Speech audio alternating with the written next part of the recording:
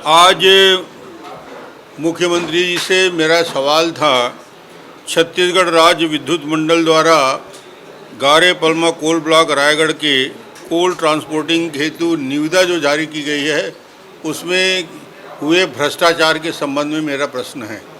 सामान्य प्रक्रिया है, जब कोई टेंडर प्रक्रिया होती है और टेंडर प्रक्रिया में वो चाहे 1 करोड़ का हो, चाहे 10 करोड़ का है, चाहे 1000 करोड़ का हो, जो निविदाकार होते हैं उनकी संख्या सामान्यतः 3 होनी चाहिए। मंत्री जी ने जवाब में दिया कि 4 लोगों ने निविदा डाली, 2 डिस्क्वालीफाई हो गए, बच गए 2, और जो बाकी 2 ही बचे उनके बीच में ही टेंडर ओपन किया गया। और उस टेंडर की प्रक्रिया में भी हमारी आपत्ति है कि जब तक 3 लोगों के टेंडर में उपस्थिति ना हो तब तक टेंडर नहीं खोला जा सकता। इसमें नियम कानून प्रक्रिया को ताक में रख के काम किया गया है। ट्रांसपोर्टिंग के संबंध में एक गाइडलाइन जारी हुई है और किसी भी ट्रांसपोर्टिंग को लेकर मापदंड जो होता है वो हमारे साउथ ईस्टर्न कोल फील्ड ने किस दर में कितने किलोमीटर की ट्रांसपोर्टिंग का दर होगा वो एक नोटिस जारी किया है। और south east coal field Chhattisgarh में सबसे ज़्यादा ट्रांसपोर्टिंग करने वाली कंपनी है और उसी के गाइडलाइन के आधार में बाकी जगह की टेंडर की प्रक्रिया खुलती है और उसका एक उदाहरण सामने रखा जाता है।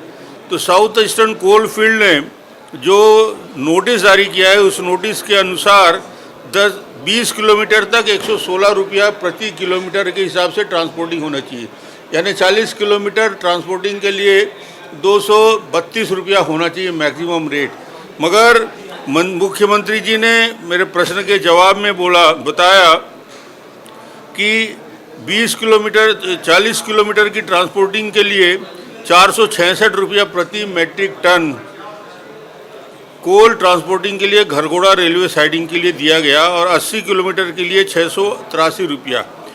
जब साउथ ईस्ट कोल फील्ड कहता है कि ये पूरी ट्रांसपोर्टिंग जो 40 किलोमीटर के अंदर है जिसमें 466 रुपया दिया गया है, ये 232 रुपया में हो सकता है। लोकल ट्रांसपोर्टर पूरे कोरबा के और पूरे उस इलाके के रायगढ़ के और पूरे छत्तीसगढ़ के ट्रांसपोर्टर कहते हैं कि साउथ ईस्टर्न कोल फील्ड के रेट में हम काम करने को तैयार हैं। 211 रुपया में उपलब्ध होने के बाद भी 466 रुपया 40 किलोमीटर की दर के रेट में ट्रांसपोर्टिंग का काम दिया गया। मेरा प्रश्न सीधा यही है और ये प्रश्न मैंने मंत्री जी से पूछा कि 40 किलोमीटर में 225 रुपया से ज़्यादा नहीं होना चाहिए, तो ये 210 रुपया जो अतिरिक्त पैसा जा रहा है वो किसके खाते में जा रहा है? अरबों खरबों रुपया का लेन देन हुआ है, बहुत बड़ा घोटाला इसमें हुआ है और इसे हमने कहा था कि विधायकों की समिति से इसकी जांच करा ले इस मामले में। और दूसरा मैंने विषय रखा था कि इस पूरी प्रक्रिया में रीटेंडर करने का इससे बड़ा बेहतर केस नहीं हो सकता, उदाहरण नहीं हो सकता। जब हमारे पास गाइडलाइन मौजूद है, रेट के बारे में क्लियर कट स्पेसिफिक गाइडलाइन तैयार है, उसके बाद भी मुख्यमंत्री ने रीटेंडर करने से या जांच करने से इनकार कर दिया। मैंने आरोप लगाया है कि इसमें कई जो ट्रांसपोर्टिंग का काम दिया गया है वो छत्तीसगढ़ के इलेक्ट्रिसिटी बोर्ड के खाते से कई अरबों रुपया का नुकसान होगा।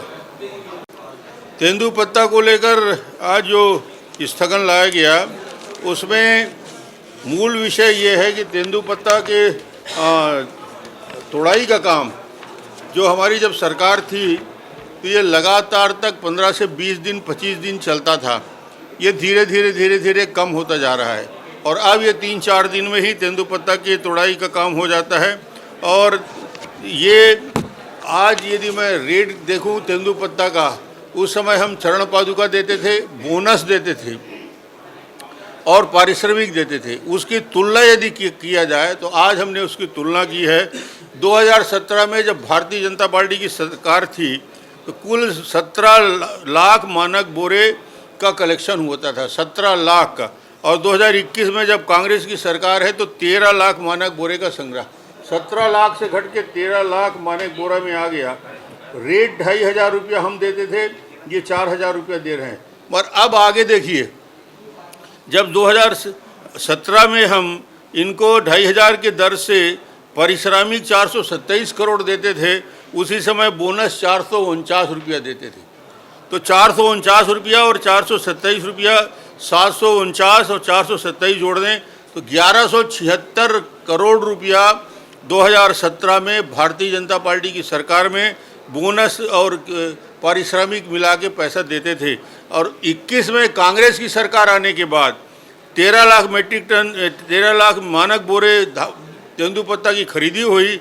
4000 की दर से 520 करोड़ पारिश्रमिक भुगतान हुआ और प्रोत्साहन राशि बोनस 110 करोड़ में आ गया। कहाँ 749 करोड़ का बोनस 110 करोड़ में आ गया और 630 करोड़ कुल राशि, यानी यदि 17 में तुलना करें तो 1176 करोड़, 21 में तुलना करें तो 630 करोड़। वनवासियों के हाथ से 500-600 करोड़ रुपया कम राशि मिली। शरण पादुका हम देते थे, उनकी बीमा करते थे, अन्य मदद करते थे, उन राशि को छोड़ दिया जाए तो तेंदुपत्ता की नीति में सरकार पूरी तरीके से असफल हुई है। इसके लिए हमने स्थगन लाया था और सदन में चर्चा की मांग की थी, हमारी असफल हुए।